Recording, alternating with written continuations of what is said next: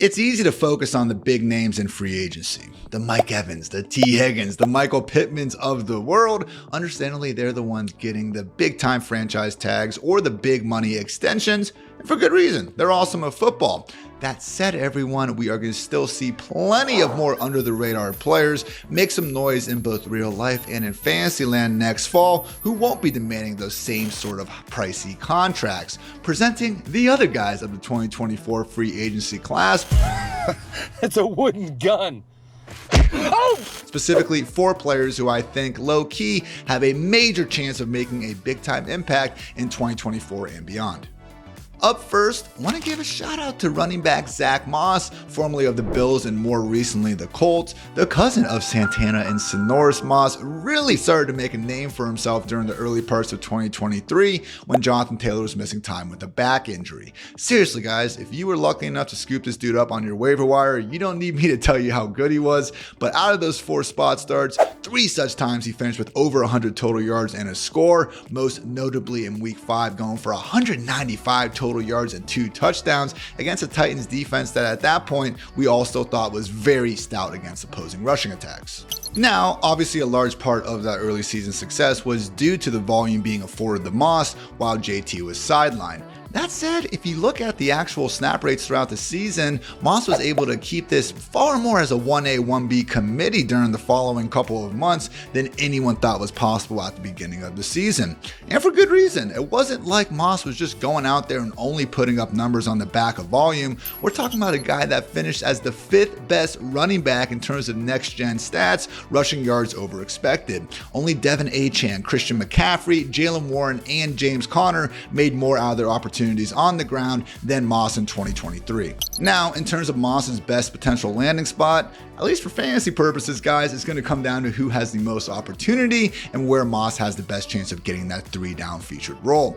At least in terms of vacated 2023 RB touches, there are 3 pretty clear contenders at the top. Specifically, the Cowboys, the Giants, and the Chargers all have a lot of work to do to replace their respective franchise running backs, all certainly hitting free agency with decent markets for themselves. However, we also have teams like the Eagles, the Ravens, the Raiders, and the Titans, where Moss's ability to go there and emerge as the RB1 could quickly help him rise up fantasy draft boards. Personally, I love the idea of Moss sliding into Philly. They currently are projected to lose DeAndre Swift, Rashad Penny, and Boston Scott to free agency. Maybe let's add Zach Moss and see what happens.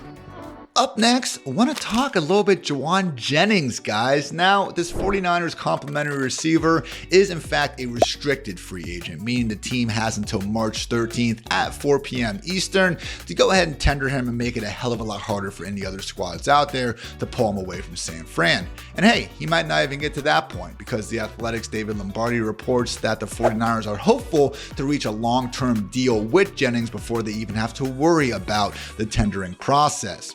All that to say, guys, could you imagine if this dude ends up hitting free agency? We are talking about the perfect auxiliary wide receiver in just about any offense out there.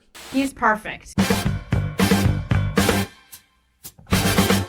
Consider, last season Jennings actually joined Puka Nacua as the NFL's only 2 wide receivers with a PFF run blocking grade north of 80. Whether it was getting downfield to help turn a short gain into a huge one for guys like George Kittle, Brandon Ayuk, or Deebo Samuel, or simply getting dirty down between the tackles and helping Christian McCaffrey and Elijah Mitchell get some extra yards, Jennings was an integral part to the 49ers being the NFL's most explosive offense in 2023. I know. The dude only caught 29 passes last season, including the playoffs, but when he was called upon, guys, good things tended to happen. 61 yards on 5 catches against the Packers in the divisional round after Deebo Samuel went down. One of the best catches of the entire playoffs against the Lions, a one-handed snag down the middle, helped reinforce the 3rd and 1 nickname he earned, but no performance was better than Jennings in the Super Bowl, where unironically, the man deserved to be the Super Bowl MVP front runner after throwing a touchdown and then later catching a score during a game that featured neither offense exactly functioning at their best. Whether it's the Chiefs, the Dolphins, the Bills, the Panthers, the Texans, I don't care. Name whatever football team you want, Jaan Jennings would make them better. Our third under the radar free agent to be paying attention to is none other than former Rams, Seahawks, and most recently Chargers tight end Gerald Everett. Truly, guys, one of the scariest players after the catch in the entire NFL. I don't know how many games I watched last season and just over the years in general where I would see Everett break a couple tackles, turn a 5-yard gain into a 25-yard chunk play, and then sadly not really see too many more opportunities throughout the game. So I get it. That is the primary concern here. We have never seen Everett gain over 600 receiving yards in a season or score more than 5 touchdowns. Like, there are some serious concerns in his profile, as Fantasy Life's Dwayne McFarland pointed out, when it comes to demanding targets at an elite level. That said, I don't think Everett needs to go to a team and see 120 targets in order to make an impact because of how great he has consistently been at making the most out of his opportunities.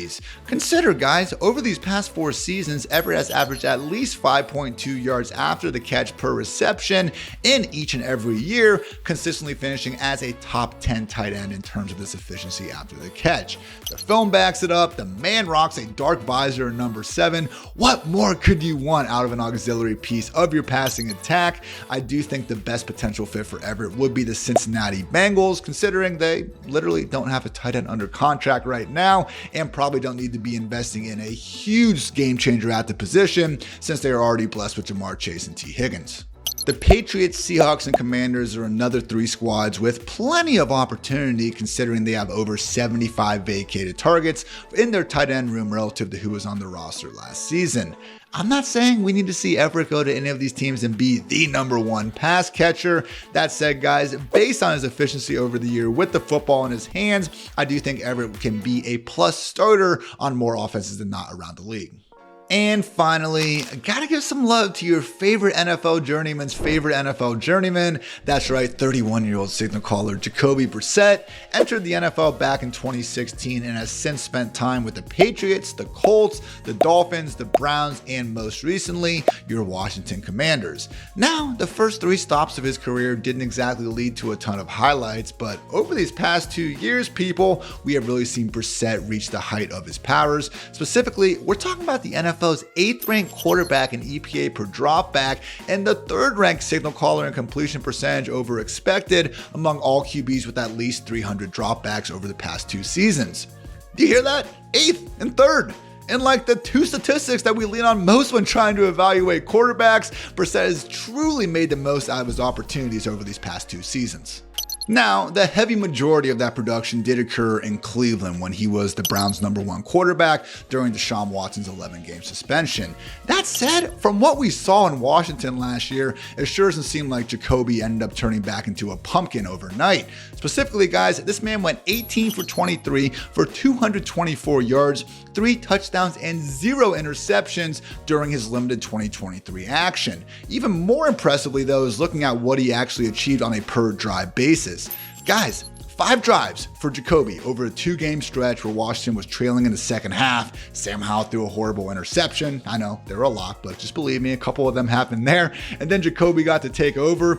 In all 5 instances that he was out there for an entire drive with Washington trailing, he led this offense to touchdowns. Only in his 6th drive, when they actually now built this 1-point lead in the 4th quarter and simply ran the ball, did he not lead the offense to the end zone. And accordingly, Ron Rivera did give him the starting job during the final few weeks of the year, but sadly Jacoby could not get out there due to an ill-timed hamstring injury.